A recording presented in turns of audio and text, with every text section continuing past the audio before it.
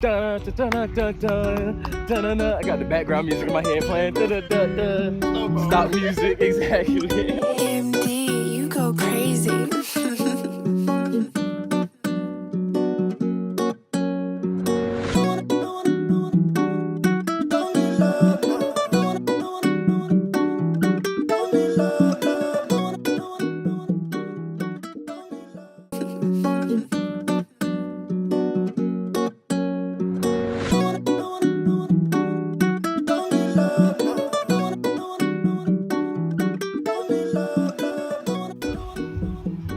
Welcome back in the Lions Den. We coming back at y'all with some sauce. Some sauce? Some sauce. Some sauce. It's a little different. Little bit, bro. It's a little different than what We were bringing the Lions Dens to the streets, bro. So we outside Charlotte. It's a Sunday.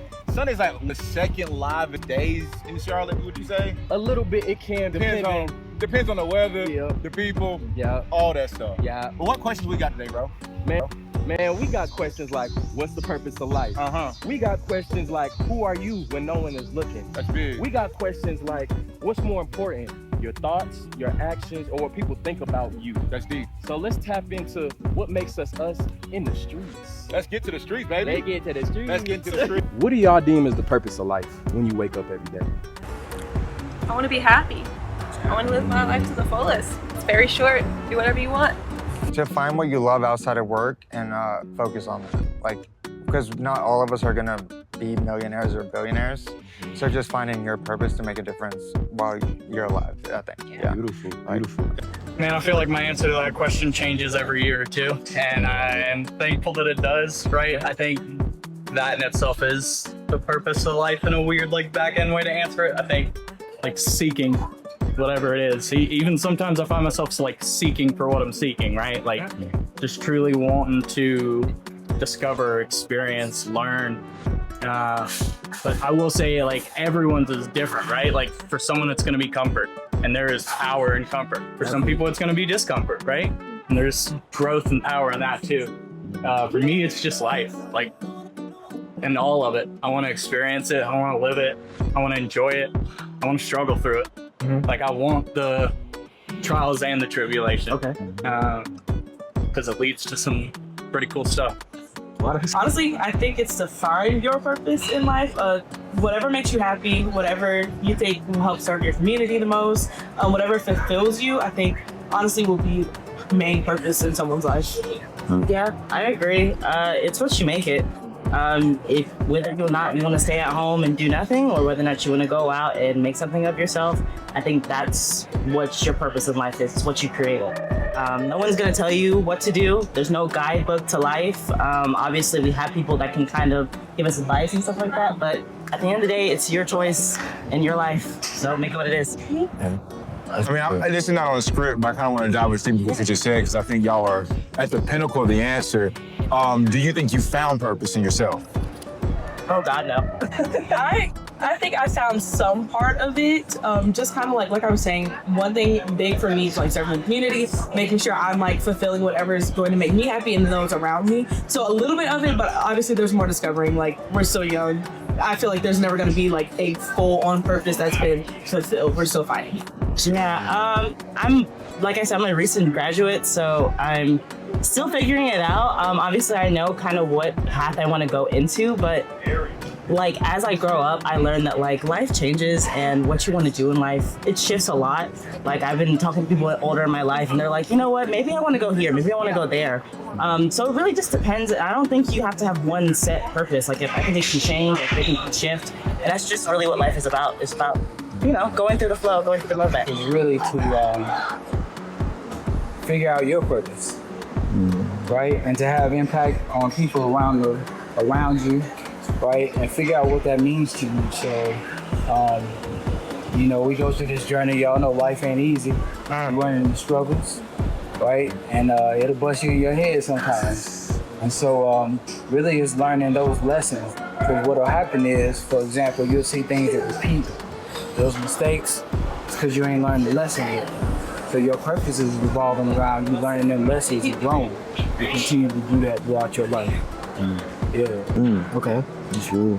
I would say the purpose of life is like experiencing and impacting other people, like in a positive way. Because I feel like everyone should like make an impact on other people and just like go through their life wanting to experience new things and try new things with people and just learn and grow and be who you want to be. Make your avatar how you want to make it. What does purpose mean to you? We'll start right here. Oh, well, purpose to me means just tapping into whatever God created you to do, just knowing why you was created, what you was created to do, and that's to serve Him and to serve others for the uplifting of His kingdom. That's good. Oh, it's my turn? Yeah. Purpose to me is like your thoughts or your decisions and stuff like that. Like she said, from God and what He created you to be and who you are deep down. That's good. Purpose for me is basically anything that I feel in my heart that's important to accomplish. Whether it comes from God or whether it's family oriented or whether it might be financial. I just feel like purposes may come from all types of different places. But when you feel in your heart that you need to move in that direction, I feel like that's the purpose that you pay attention to. What do you think determines who you are? Your thoughts, your actions, or what other people think about you?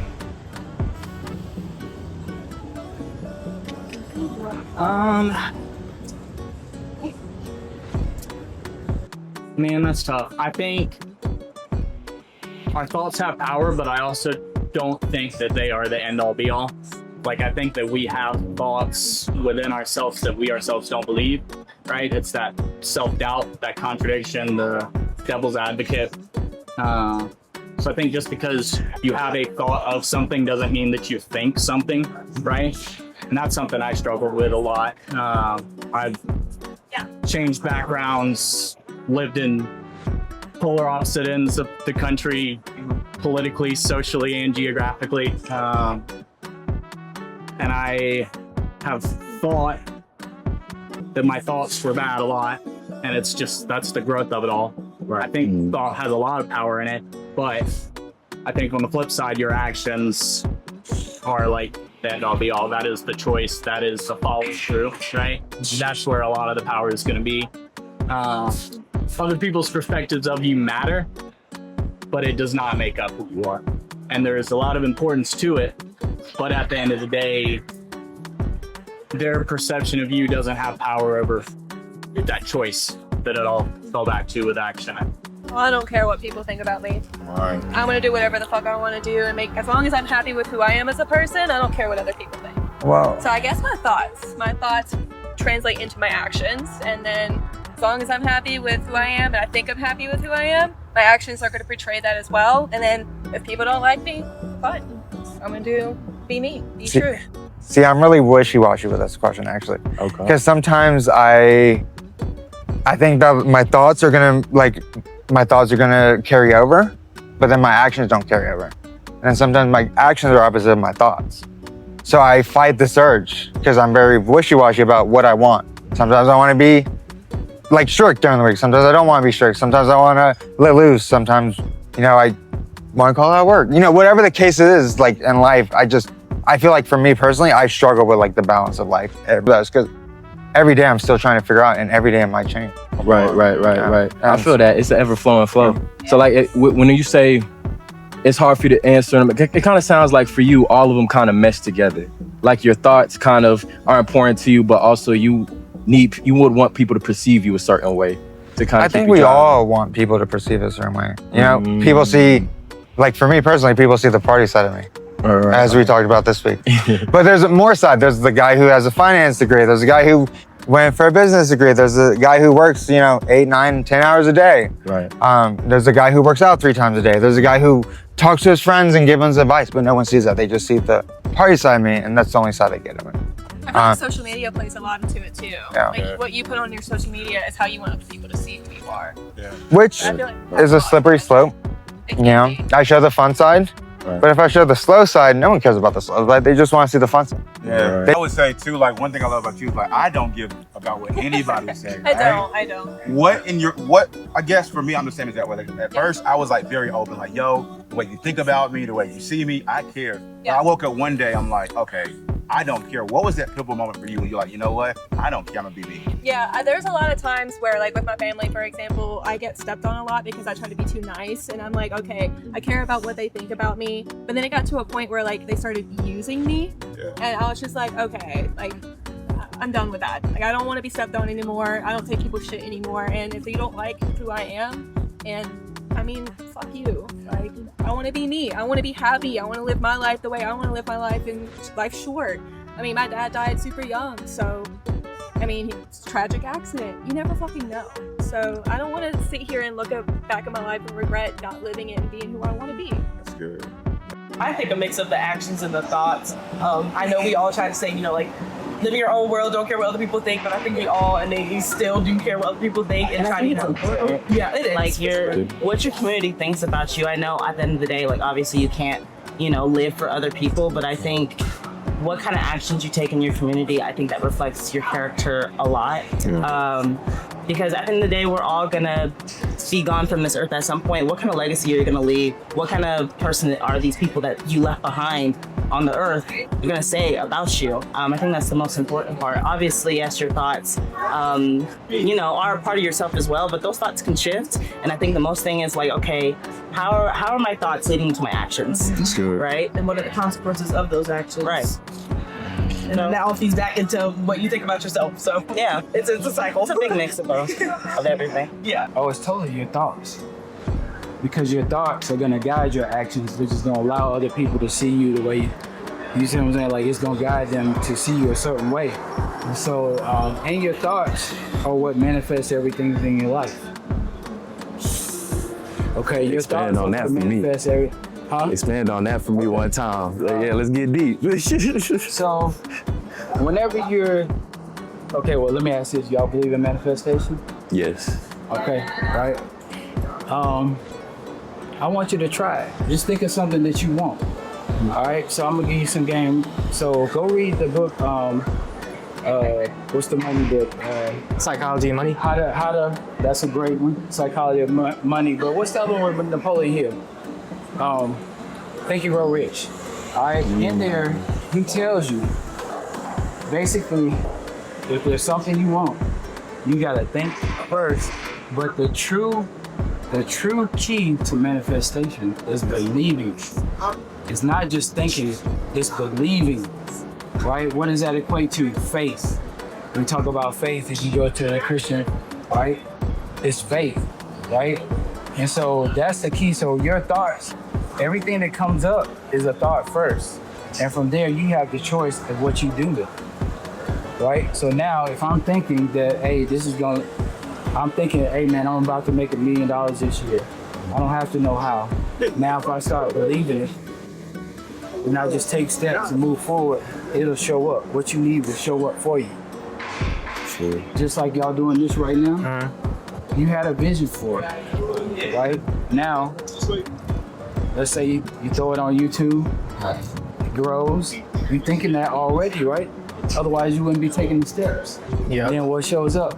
Ching, one day, oh, you qualified. Ching, next thing you know, you're like, hey bro, we got merch, we got da-da-da-da-da. And we doing it, and we impacting people at the same time. That's real. All right, it's a great take. No, that really was. That really was. Come on. Yeah. Okay, what was the question? So, for when it comes to who you are, what do you think determines who you are? Is it your thoughts, your actions, or how other people see you? I also think it's your thoughts because your thoughts lead to your actions, and that leads to how other people see you. Because other people don't see your thoughts, they only see your actions. So whatever thought you have in your head and you put that into action, then that's what they see, and that's what causes them to think certain things about you. Just like how you present yourself, like how you decide to present yourself is like people have their first impression of you from that. Yeah. So if you decide like, oh, well, I'm just gonna be like a bummer every day, I'm just gonna do whatever, I'm gonna be lazy, then that's how people are gonna perceive. Whereas you don't have to have money to look like you present yourself well. You can just put on something simple, present yourself well, and then people automatically think, oh yeah, this person has confidence, whatever, by the way that they uphold themselves. So first you have to think it, and then I feel like once you put it into actions, then other things. Our next question, I'm gonna push this towards you, towards the manifestation aspect of it. Do you believe that we have free will to make our own choices, or is everything predetermined? Man, that's funny. We're so about. Okay, so I believe that we have free will. In some instances, I believe that I don't necessarily believe that things are only predetermined. I think that there is an opportunity where, or there is some way that some things are predetermined, but our free will helps us take those steps to that destination, potentially, right? Like, you know, you grow up, if you grow up in like the church, they always say like, oh, God already decided that it was gonna happen. But yet God gave us free will, so that's contradictory in a sense, right? And so I believe like you have, I'll say this, you have a purpose and a destination, so to speak.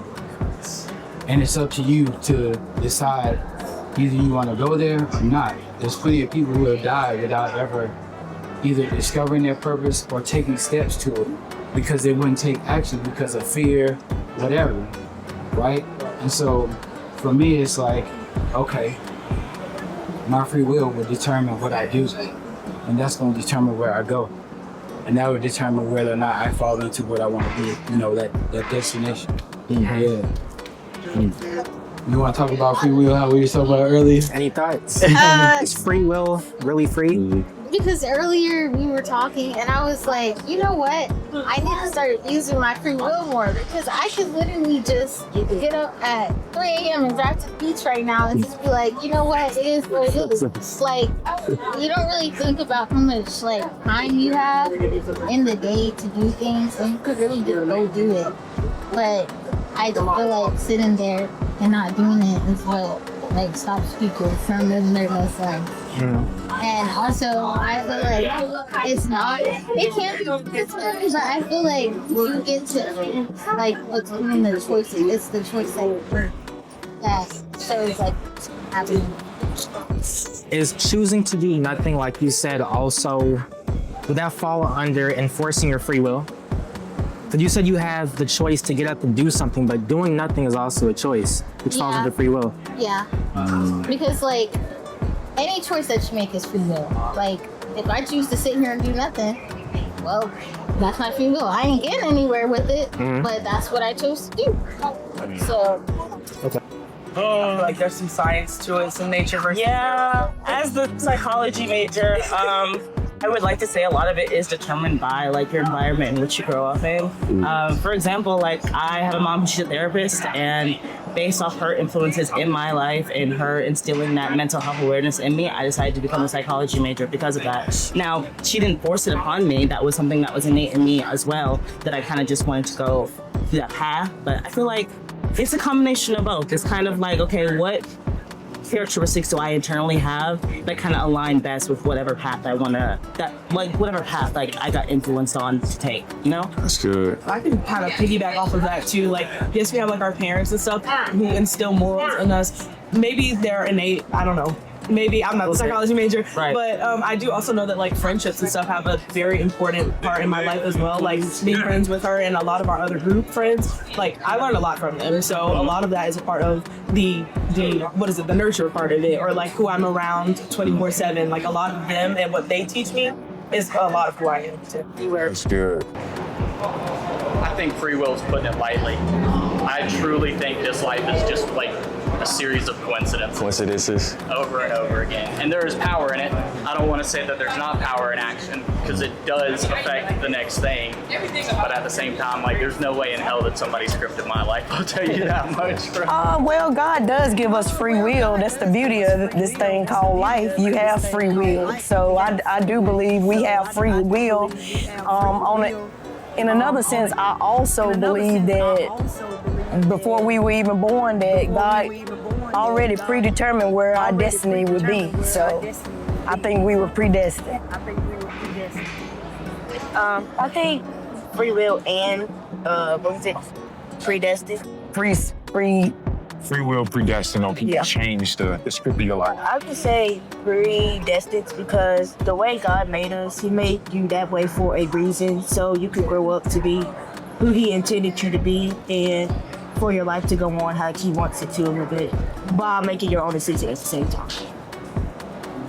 I feel like that, you know, God gives us the ability to follow our dreams. And, you know, every night you have a different dream. And so, you know, in my life, I've chased several dreams. And sometimes, you know, in the chase of that dreams, God will present you with something else. And if you're not willing to change course, sometimes you can miss what the Lord has destined for you. And so I feel like it's a free will. I think God gives you the ability to have the ability to change course and live a free will type of life, because you can definitely go down a road and it turns into a dead end. And if you don't want to stop there, you have to change course. So we're gonna wrap this up, but something you said at the top of the interview was stillness. That's kind of seeing I've been like learning how to be still with God, but also myself. But in those still moments, how do you be real with yourself? So who are you when no one's watching? When you're in the stillness of your room, who are you? I'm a real boring person.